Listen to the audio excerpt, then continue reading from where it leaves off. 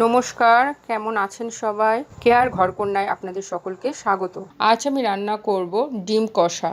তার জন্য আমি একটা বোলের মধ্যে কিছুটা জল নিয়েছি আর 7টা ডিম নিয়েছি। এবার এর মধ্যে দিলাম 1 চামচ নুন। এবার আমি একটা সিদ্ধ হতে বসাবো। নুন দেওয়ার জন্য খুব তাড়াতাড়ি খোসাগুলো উঠে যাবে আর ডিমগুলো ফাটার সম্ভাবনা খুব কম থাকবে। আমি এখানে দুটো মিডিয়াম সাইজের আলুর টুকরো করে নিয়েছি। 1 চামচ হলুদ, 1 চামচ নুন নিয়েছি, 1 চামচ লঙ্কা বাটা, 1 চামচ ধনে গুঁড়ো, 1 চামচ লঙ্কা গুঁড়ো, 1.5 চামচ জিরে গুঁড়ো, 2 চামচ পেঁয়াজ বাটা, 2 চামচ রসুন বাটা আর 1 চামচ আদা বাটা। ডিমগুলো সিদ্ধ হয়ে গেছে। আমি এখানে ডিমগুলোর খোসা ছাড়িয়ে নিয়েছি। এবার আমি ডিমগুলোকে একটা ছুরির সাহায্যে চিড়ে দেবো। ডিমগুলো আমার চিড়ে নেওয়া হয়ে গেছে। এবার আমি এতে মেশাবো 1 চামচ হলুদ, 1 চামচ লবণ, 1 চামচ লঙ্কা গুঁড়ো। এবার একসাথে এগুলো সব আবার ভালো মতো হাত দিয়ে মেখে নেব।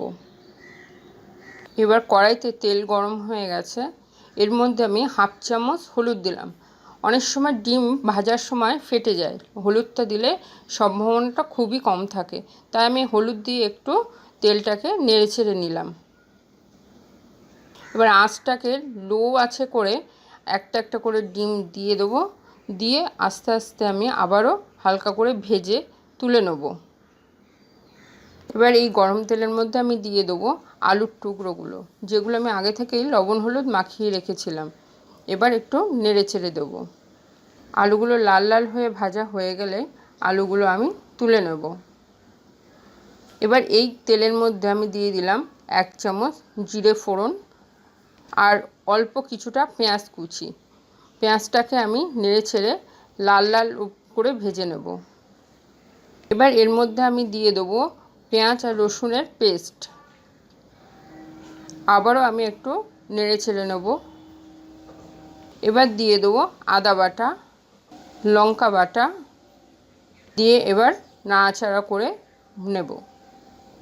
এর মধ্যে দিয়ে দেব জিরের গুঁড়ো, ধনের গুঁড়ো, লঙ্কা গুঁড়ো, লবণ ও স্বাদ মতো হলুদ। এবার দিয়ে দেবো মশলার বাটি ধোয়া একটু জল, যাতে মশলাটা আমার পুড়ে না যায়। আবারও নাড়াচাড়া করে একটু সময় দেবো মশলাটা কষানোর জন্য।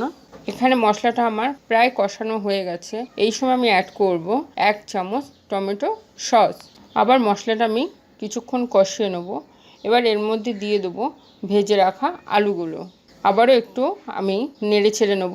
নিয়ে এতে পরিমাণ মতো আমি জল দিয়ে দেবো। জল দিয়ে একটু নাড়াচাড়া করে আমি কড়াইয়ের ঢাকনাটা 10 মিনিটের জন্য ঢেকে দেবো। ঢাকনাটা খুলে এর মধ্যে আমি দিয়ে দেবো ভাজার ডিমগুলো। দিয়ে আবার একটু নাড়াচাড়া করে আমি 10 মিনিটের জন্য আবারও কড়াইয়ের ঢাকনাটা বন্ধ করে দেবো। এবার ঢাকনাটা খুলে আমি 1 চামচ গরম মশলা দিয়ে দেবো। গরম মশলা দিয়ে আবারও আমি আরেকটু নাড়াচাড়া করে নেব। দেখে নেবো আলু ভালো মতো সিদ্ধ হয়েছে কিনা। আবারও কড়াইয়ের ঢাকনাটা আমি 5 মিনিটের জন্য বন্ধ করে দেব। এবার ঢাকনাটা খুলে দেখব যে রান্নাটা আমার কমপ্লিট কিনা। এখানে আমার রান্নাটা কমপ্লিট হয়ে গেছে, যতটা ঝোল দরকার আমার রেডি হয়ে গেছে। এবার আমি এটা সার্ভ করব। যদি আমার রান্নাটা আপনাদের ভালো লেগে থাকে তাহলে কমেন্ট বক্সে কিন্তু অবশ্যই জানাবেন। আর এরকম রান্না দেখার জন্য আমার পেজটাকে লাইক করে রেখে দেবেন।